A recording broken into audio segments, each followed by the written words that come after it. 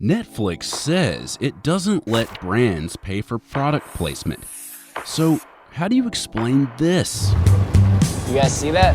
That's the Malibu 24MXZ, the world's finest wake center. #1 in luxury, quality, and performance. Or this. Stores like this, they're designed for the Bobby Camps of the world, okay? It's all organized in a very logical, structured way. Or this. His finger looking good. All of those scenes are from Netflix originals, and they all feature branded products in a way that feels a lot like advertising. So if Netflix says these aren't paid promotions, how are all these brands winding up in your favorite Netflix shows? Refreshment you can trust. A bottle of ice-cold CocaCola when you're thirsty. Sweeter, bolder, better. Product placement is nothing new, and in the streaming era, the practice can take a lot of different forms. Because first, I have to drink my Cherry Coke Zero. Some Netflix competitors, like Hulu, have openly pursued a variety of product placement deals. Amazon has ventured into shoppable product placements for Prime Video, and Disney Plus is reportedly open to securing product placement deals for its upcoming original shows.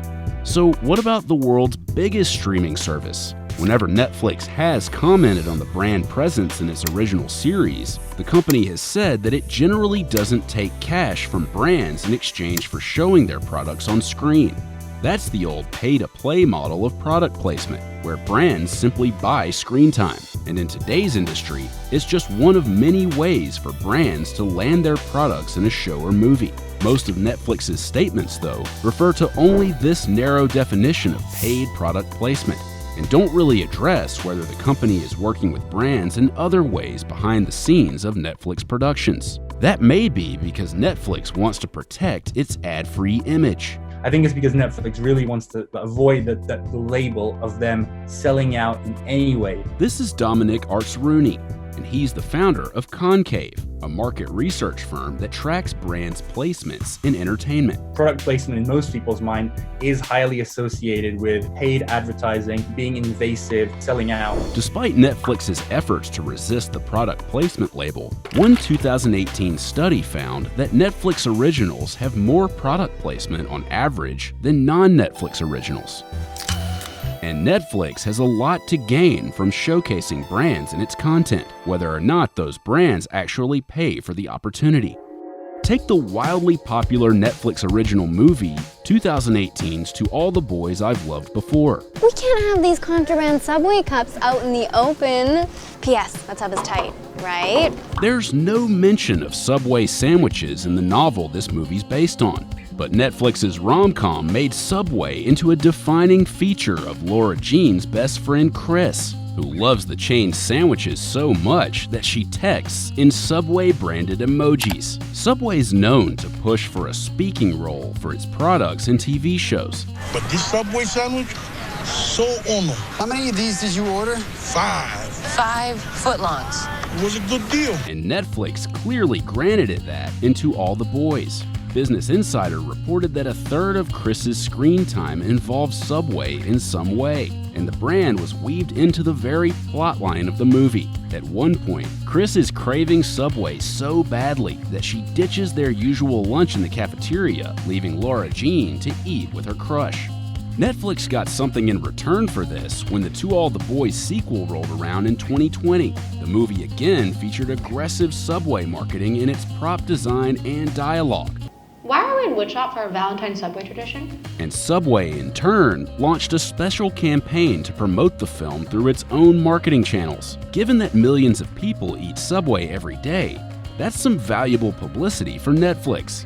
This type of deal is called co-promotional marketing, and it basically means that the two companies trade promotions. Netflix gave Subway cultural relevance into All the Boys, and Subway helped Netflix attract more subscribers who want to watch this movie.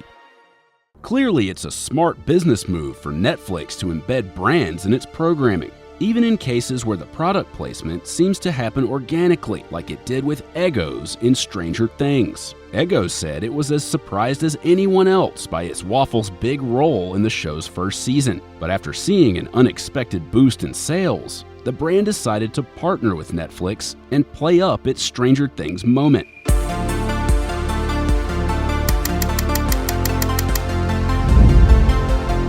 The two companies inked a deal for a series of cross-promotions, including a joint Super Bowl ad spot that used a throwback Eggo commercial to tease the second season of Stranger Things. Eggo, meanwhile, continued to appear throughout seasons 2 and 3 of the show, a win-win for both companies. Plus, after featuring a brand in one of its shows, Netflix has a pretext to team up with that company on all kinds of product tie-ins. Judging from the long line of product launches around Stranger Things, Netflix is fully leaning into this kind of merchandising now. And the show's been a perfect vehicle for this strategy, thanks to all the opportunities for 80s nostalgia marketing.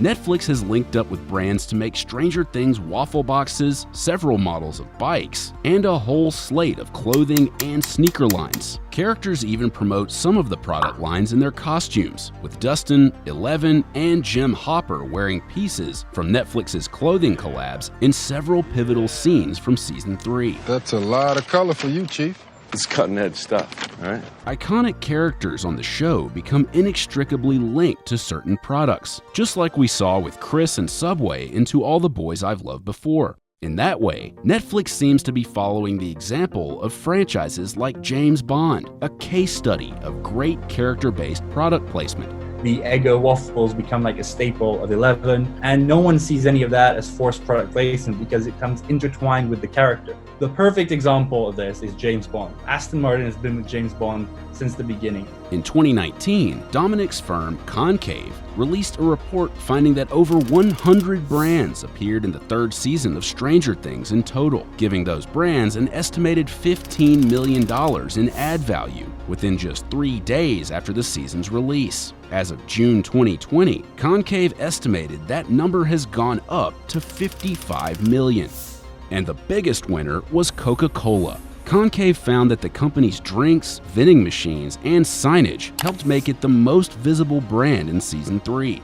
Its presence peaked in the finale, when Lucas interrupts all the action to give a big long speech on the merits of New Coke, the flavor that launched and flopped back in 1985. It's like Carpenter's The Thing. The original is the classic, no question about it. But the remake?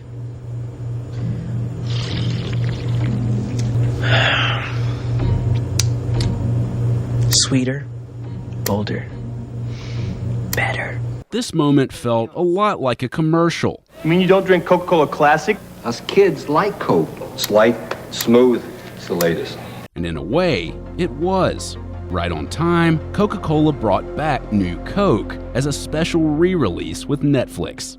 Scenes like this make the brand presence on Netflix all but impossible to ignore. Yet when Netflix saw Concave's report on all the brands in Season 3, Netflix's team reached out to Dominic to push back on the use of one term. They hated the use of the term product placement. Netflix said that it didn't accept payment for any of the placements in Stranger Things. They claim that product placement you should only call it that when money is exchanging hands. And that's a total misunderstanding of product placement. It's true that co-promotional deals, like those with Coca-Cola or Eggo, don't require an exchange of money between Netflix and the brands it features. But as we saw in the Coke scene, just because a brand appearance wasn't paid for doesn't mean it'll be any lighter on the commercialism. You can argue over who's doing the placing. Is it the company or is it the producers? At the end of the day, we make no distinction because the viewer doesn't know. It doesn't really matter how the brand got there. Scripted brand cameos, like all the Subway references in To All the Boys, might make you wonder, how did the brand get there? And how much of a say do they get in the writing? To answer this question, we went to Branded Entertainment Network, or BEN, a company that specializes in setting up product placement deals and that's gotten brands into a bunch of Netflix originals. So we take what the brand is trying to accomplish and we go and talk to content creators. In some cases, we get to read the script. And if those content creators are interested in that brand, believe in what the brand is trying to accomplish within their piece of content, we can continue that conversation. The producer or the content creator really guides the creative from there. It's very easily not going to work for a brand if it just doesn't fit into the storyline organically. So if producers, not brands, are running the show, why do we still get moments like this? 2020 Malibu 24 MXC, world's finest wake setter. #1 in quality, luxury, and performance. Well, the producers themselves might be getting money or free stuff from brands. And since many of the biggest Netflix originals aren't actually produced at Netflix, the streaming company can keep some careful distance from all of this, as it'll be the production studio, not Netflix itself, interfacing with brands and agencies like Ben.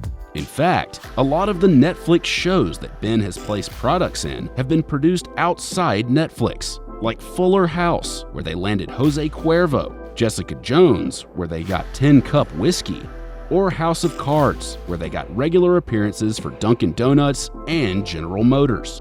In titles like these that are produced out of house, Netflix will sometimes get a say in whether brands make their way into the script. But if there are money or contracts involved, Netflix can pretty much stay out of it, while quietly letting their producers take fees or free products and services from brands.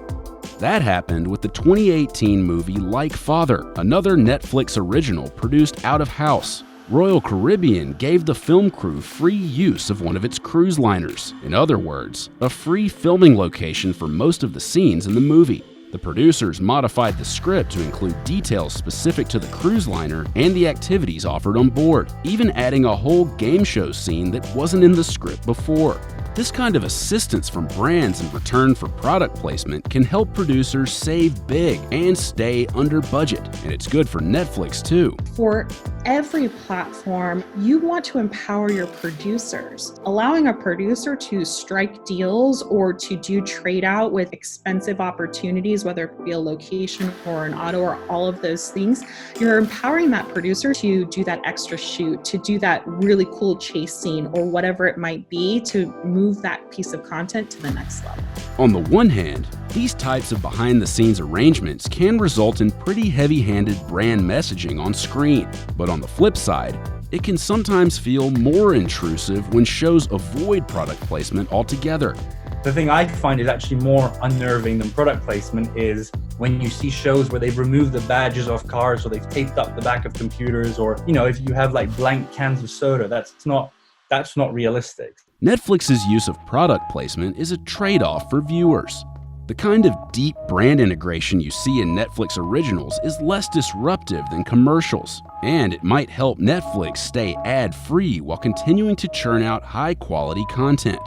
But when brands become stars in their own right, it sometimes blurs the line between what's an ad and what isn't.